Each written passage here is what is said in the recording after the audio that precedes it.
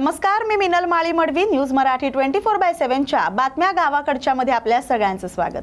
पाहूया गावाकडील काही महत्त्वाच्या बातम्या. अतिवृष्टीमुळे शेतकऱ्यांच्या पिकांचं मोठ्या प्रमाणात नुकसान झाले. त्यांच्या न्याय हक्कासाठी शिवसेना उबाठाकडून तहसीलदार कार्यालयावर तीव्र निदर्शनं करण्यात आली. शेतकऱ्यांना न्याय हक्काची मदत देता की जाता असा असंवेदनशील सवाल करण्यात आला. महाराष्ट्र सरकार हे खोटा आश्वासन देऊन वेळ मारून नेते. मंत्रिमंडळाचा निर्णय हा शेतकऱ्यांची दिशाभूल करणारा आहे. शेतकऱ्यांच्या न्याय हक्काच्या मागण्या पूर्ण होण्यासाठी उद्धव ठाकरे यांच्या आदेशानं पक्षाच्या वतीनं जिल्ह्यातील सर्व तहसील कार्यालयावर तीव्र निदर्शनं करून धरणे आंदोलन करण्यात आलं. तात्काळ ओला दुष्काळ जाहीर करावा, शेतकऱ्यांना कर्जमुक्त करून त्यांचा सातबारा कोरा करावा, शेतकऱ्यांचं वीज बिल तात्काळ शून्य करावं, शेतकऱ्यांना 50,000 हेक्टर नुकसान भरपाई द्यावी अशा विविध मागण्या करण्यात आल्या. या बातमीचा आढावा घेतलाय प्रतिनिधी रघुनाथ आघाव यांनी. आताचे मुख्यमंत्री देवेंद्र फडणवीस काय म्हणत होते? ओला दुष्काळ जाहीर करा, ओला दुष्काळ जाहीर करा. आणि आता काय म्हणतात की ही संकल्पनाच नाही ओल्या दुष्काळाची. अरे हे दोतोडी सरकार आहे का नाही? या सरकारचा निषेध करायला पाहिजे का नाही? आणि म्हणून ओला दुष्काळ, ओला दुष्काळ, 50 हेक्टरी मदत, 50 हेक्टरी मदत, शेतकऱ्यांचं वीज बिल माफ, शेतकऱ्यांचं वीज बिल माफ. त्याचबरोबर एक महत्वाचा प्रश्न, तिरोडा तालुका काँग्रेस पक्षाच्या कार्यकर्त्यांनी सरन्यायाधीश भूषण गवई यांच्यावर मनुवादी विचाराच्या एका वकिलानं केलेल्या भ्याड हल्ल्याचा तीव्र विरोध आणि निषेध केलाय. माजी आमदार दिलीप बनसोड यांच्या नेतृत्वात पोलीस ठाणे तिरोडा इथं शेकडो कार्यकर्त्यांसमोर पोलीस निरीक्षक अमित वानखेडे यांना निवेदन देण्यात आले. या बातमीचा आढावा घेतलाय प्रतिनिधी प्रवीण शेंडे यांनी.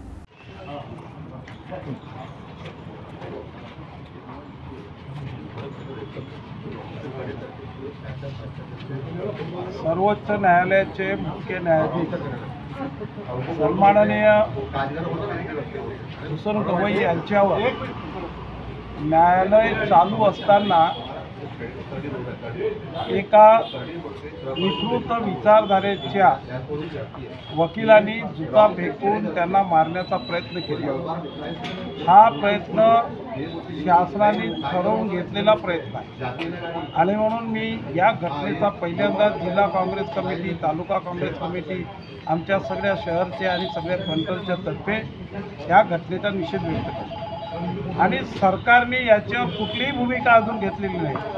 फक्त पंतप्रधानांनी सांगितलं की घटना ही चुकीची आहे, अशी होऊ नये. पण पंतप्रधानांनी याच्यावर का म्हटलं नाही की ही घटना भारतीय संविधानावर आहे, ही घटना लोकशाहीवर आहे, हे का वक्तव्य दिलं नाही? याच्यावर आपल्याला दिसतो आहे या दिवसामध्ये जो कोणी सर्वोच्च न्यायालयावर मागासवर्गीय माणूस बसेल आणि एखादा निर्णय जर ठोसपणानं देत असेल तर त्याला या ठिकाणची भारतीय जनता पार्टीची सत्ता ही त्याला पसंत करत नाही, हे याच्यावरून दिसून येते. आणि म्हणून माझी देशातल्या सर्व बांधवांना आणि राज्यातल्या सर्व लोकांना कडकडीची विनंती आहे की हा हल्ला संविधानावरचा आहे, हा लोकशाहीवरचा हल्ला आहे. याच्यामुळे राज्यात देशात कुठलाही माणूस आता सुरक्षित राहू शकणार नाही. आणि म्हणून पंतप्रधानांचाही या ठिकाणी मी निषेध व्यक्त करतो की त्यांनी याच्यावर ठोस पावले उचलावेत आणि ज्या माणसाने केलेला हल्ला आहे त्याला निश्चितपणानं अटक करून त्याला बडतर्फ करण्याचं काम त्यांनी करण्यासाठी पुढाकार घ्यावा, अशी पद्धतीची पंतप्रधानांना सुद्धा आमची या ठिकाणी विनंती. ग्रामसभेमध्ये तंटामुक्ती अध्यक्ष यांची निवड करणं या विषयावर सरपंच मीना उईके आणि ग्रामविकास अधिकारी गणेश जाधव यांनी ग्रामसभेचं आयोजन केलं होतं. सभेमध्ये तंटामुक्ती समितीच्या अध्यक्षपदाकरता अनेक इच्छुक असल्यानं ग्रामसभेमध्ये कुठलाही वादविवाद होऊ नये या दृष्टिकोनातून तंटामुक्त अध्यक्षाची निवड ही गुप्त पद्धतीनं पार पडली. या निवडणुकीसाठी 6 उमेदवार उभे होते. आकाश पेढेकर हे 49 मतांनी विजयी झाले. या बातमीचा आढावा घेतलाय आमचे प्रतिनिधी विशाल गवई यांनी. सांगली जिल्ह्यातील वाळवा तालुक्यातील कणेगाव इथं राष्ट्रवादी काँग्रेस शरद पवार गटाचे माजी प्रदेशाध्यक्ष जयंत पाटील यांनी संपर्क दौरा करत गावातील सर्व लोकांच्या प्रतिक्रिया जाणून घेतल्या। यावेळी माजी सरपंच विश्वास पाटील, महिला सरपंच वृषाली पाटील यांसह वारणा कारखान्याचे संचालक किशोर पाटील आणि सर्व ग्रामस्थ उपस्थित होते। या बातमीचा आढावा घेतलाय आमचे प्रतिनिधी कृष्णात पाटील यांनी। नांदेड जिल्ह्यासह महाराष्ट्र राज्यातील रिक्षा, टॅक्सी आणि कॅब चालक यांचं प्रलंबित मागण्यांसंदर्भात दिनांक 9 ऑक्टोबर 2025 रोजी एक दिवसीय बंद पाळून जिल्हाधिकारी कार्यालयासमोर धरणे आंदोलन करण्यात आलं। टॅक्सी चालक यांच्या मागण्या राज्य शासनाने त्वरित मंजूर कराव्यात आणि ऑटो टॅक्सी चालकांना त्वरित सोयी सुविधा द्याव्यात या मागणीसाठी जिल्हाधिकारी कार्यालयापुढे धरणे आंदोलन करण्यात आलं। शहरातील आणि जिल्ह्यातील अनेक ऑटो चालकांनी आपले ऑटो बंद ठेवून बंद पाळला। या बंदमध्ये विविध ऑटो संघटना, टॅक्सी संघटना यांनी सहभाग नोंदवला होता। यावेळी संघटनेचे अध्यक्ष नरेंद्र गायकवाड, मराठवाडा अध्यक्ष मिर्झा नवाब बेग, कृती समितीचे अध्यक्ष अजीज भाई यांच्यासह सर्वच संघटनेचे पदाधिकारी मोठ्या संख्येने उपस्थित होते। या बातमीचा आढावा घेतलाय नांदेडवरून आमचे प्रतिनिधी मोहम्मद रफिक यांनी। आज जिल्हाधिकाऱ्याला निवेदन दिलं, आज एक दिवस धरणे आंदोलन केलं, तुमचे काय मागणी आहे ते थोडक्यात सांगा। नाही, आमची ऑटो रिक्षा टॅक्सी चालक मालक संघटना संयुक्त कृती समिती महाराष्ट्राची आज महाराष्ट्रभर बंद आणि एक दिवसाचं धरणे आंदोलन त्या जिल्हाधिकार्यालय, आरटीओचे कार्यालय किंवा तहसील किंवा नगरपालिका असं आमचे राष्ट्रीय अध्यक्ष बाबा कांबळे साहेबांचा आदेश होता। त्याच्यामुळे मुंबईसह सगळं महाराष्ट्रात आज बंद आणि धरणे आंदोलनाचा कार्यक्रम होता। ते आज आम्ही इथं यशस्वीपणे झाला। अनेक या ठिकाणी आमचे हे आले होते आणि निवेदन देण्यासाठी गेलो होता। काय अडचण काय तुमच्या सामान्य ऑटो रिक्षावाल्यांना रोजचे काय धरण घेणं होण्याच्या अडचण काय? आता अडचण म्हणजे काय बघा, आता तुम्ही नांदेडचेच आहे ना, आम्ही नांदेडचेच आहे। आता इथं नांदेडला एक बी आता कोणता कारखाना नाही, कोणती मिल नाही, कोणतं तुमचं काही म्हणजे काही औद्योगिक वसाहत नाही कोणतं काही। आणि आता ते येणाऱ्या काळामध्ये टू व्हीलरला प्रवासी वाहतुकीचा परवाना देणार शासन, म्हणजे टू व्हीलरवर माणूस बसायचं आणि मग त्याला प्रवासी नेऊन सोडायचं। मग ऑटोच काय काम करणार आहे? आमच्यावरती मोठा अन्याय होणार आहे। आम्ही सांगले बाबा ते इथं टू व्हीलर आम्हाला देऊ नका, आम्हाला जिथं हात आम्हाला उपवासवारी वेळ आली, आम्हाला उद्या आत्महत्या करायची वेळ येऊ नये आणि आम्हाला परिवाराचा उदरनिर्वाह करण्यासाठी आम्हाला काम करू द्या, अशी आमची एक मागणी होती। तुमचं असं म्हणणं आहे की ई रिक्षा चालक आहे, ई रिक्षा इलेक्ट्रॉनिक आहे, ते बंद व्हायला पाहिजे का? नाही, टू व्हीलर ई बाईक नवीन आली ती आता। शासन धोरण असं आहे, ज्या जिल्ह्यामध्ये ज्या शहराची लोकसंख्या 1 लाख आहे, 1 लाखाला त्यांनी ते टू व्हीलर बाईकला परवानगी द्या। म्हणजे मोटरसायकलवर हेल्मेट घालायचं, पुढच्याने हेल्मेट भागलं हेल्मेट आणि मग प्रवासी वाहतूक करायची। मग आमच्याकडे कोण येणार आहे? मग प्रशासनाला काय भूमिका राहील? आता आम्ही प्रशासनाला सांगितलंय की बाबा तुम्ही आता हे निवेदन मुख्यमंत्री साहेब, उपमुख्यमंत्री साहेब, परिवहन मंत्री, परिवहन आयुक्त, कामगार मंत्री, कामगार आयुक्तांना नेऊन द्या आणि तुमच्या मार्फत पाठवा। आणि जर त्याने शासनाने आमचं ऐकून केलं तर बरं आहे, नाही तर आम्हाला आत्महत्या केल्याशिवाय पर्याय नाही। फार मोठ्या नंतर नांदेडमध्ये महाराष्ट्रात सगळ्यात जास्त मोठं आंदोलन नांदेडमध्येच होणार आहे। बरोबर आहे। सांगली जिल्ह्यातील कणेगाव इथं धक्कादायक प्रकार उघडकीस आलाय।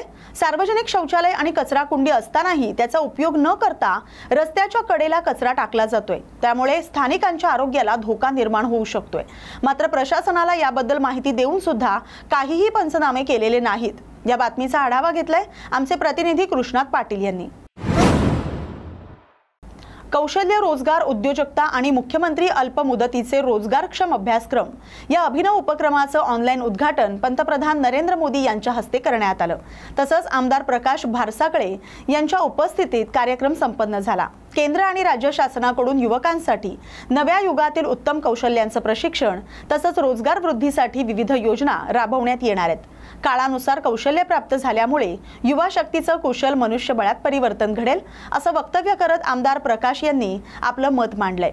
यावेळी ज्ञानेश्वर गावंडे यांच्यासह इतर मान्यवर उपस्थित होते। या बातमीचा आढावा घेतलाय आमचे प्रतिनिधी विशाल गवई यांनी। ज्येष्ठ नागरिकांच्या प्रलंबित मागण्यांसाठी येत्या 12 ऑक्टोबर रोजी नांदेड येथील नवीन कवठा इथं लक्षवेधी मागणी महामेळावा आयोजित करण्यात आला। उत्तर मराठवाडा प्रादेशिक विभाग महाराष्ट्र ज्येष्ठ नागरिक महासंघ फेस्कॉम नांदेड यांच्या वतीनं जागतिक ज्येष्ठ नागरिक दिनानिमित्त हा महत्त्वाचा मेळावा आयोजित करण्यात आला। अनेक आंदोलन मोर्चे काढून देखील ज्येष्ठ नागरिकांचे प्रश्न अद्याप सरकारने सोडवले नाहीत।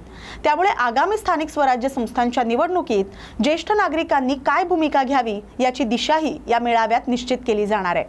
सरकारनं निवडणुकीपूर्वी ज्येष्ठ नागरिकांच्या मागण्या सोडवाव्यात, अन्यथा येणाऱ्या निवडणुकीत बहिष्कार टाकू असा इशारा फेस्कॉमचे विभागीय अध्यक्ष डॉक्टर हंसराज वैद्य यांनी आयोजित पत्रकार परिषदेत दिलाय।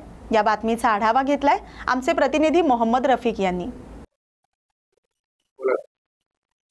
उद्या येत्या 12 तारखेला रविवारी आम्ही लंगर साहब गुरुद्वारा तेरा पवठा विमानाची पिंडी तिथे आम्ही एक मोठा मेळावा ठेवलेला आहे।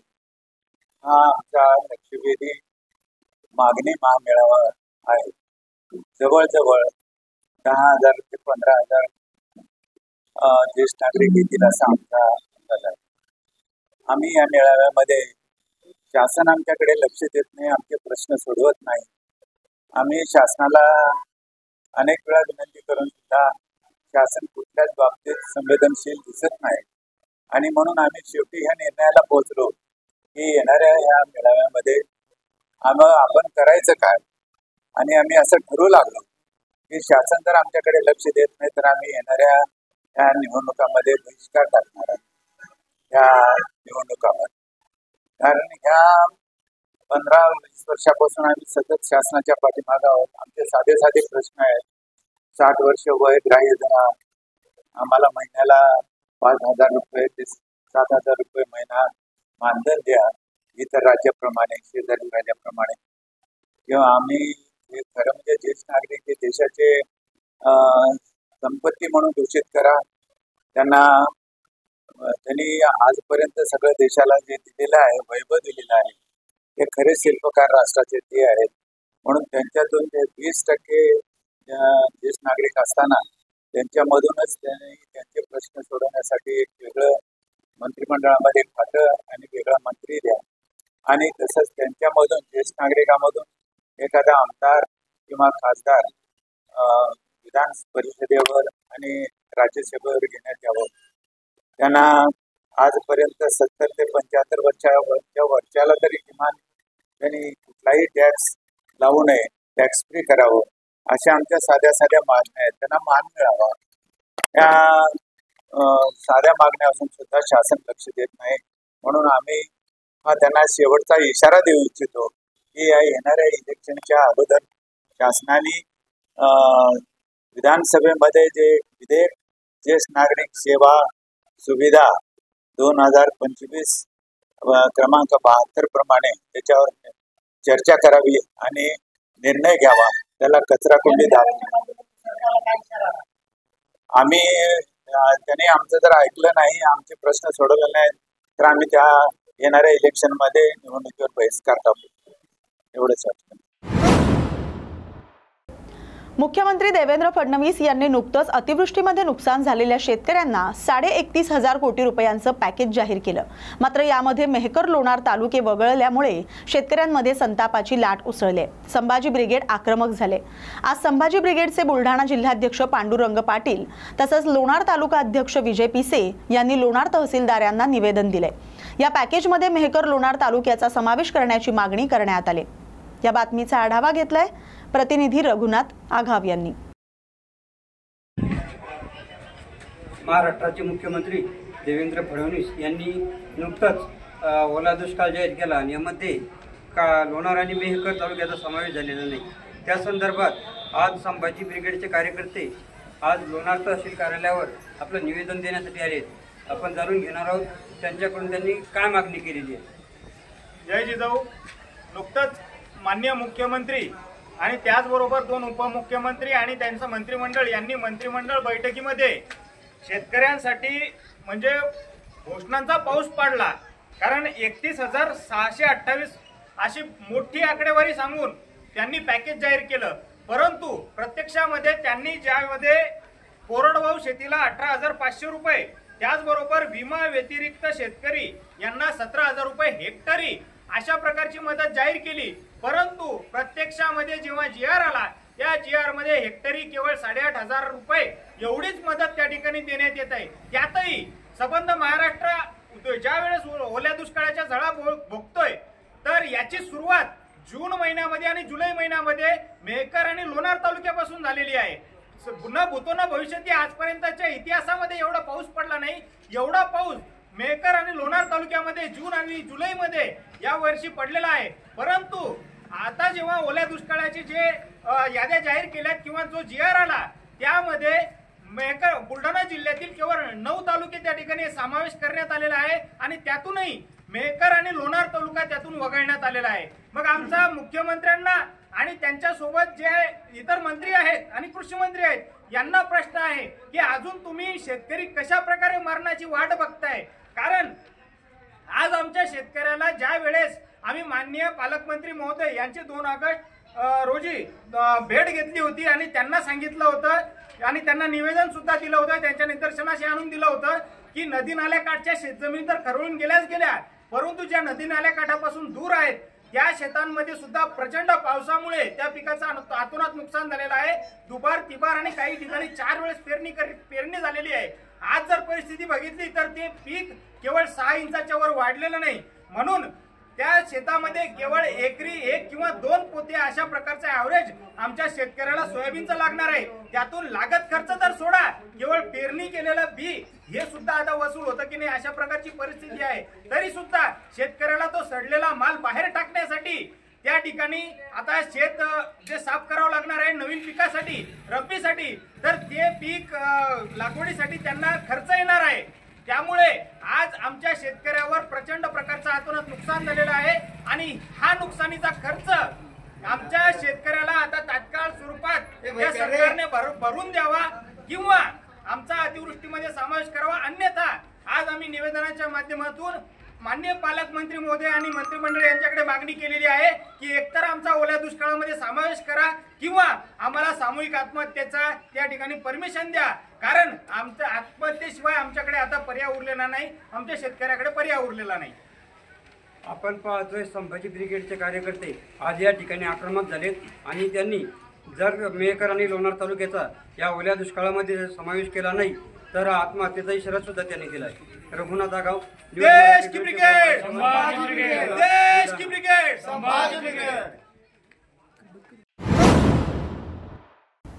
या बातमीसह बातम्या गावाकडच्या मध्ये इथेच थांबतोय. अशाच गावाकडील बातम्यांसाठी पाहत रहा न्यूज मराठी 24/7. नवा भारत, नवा विचार.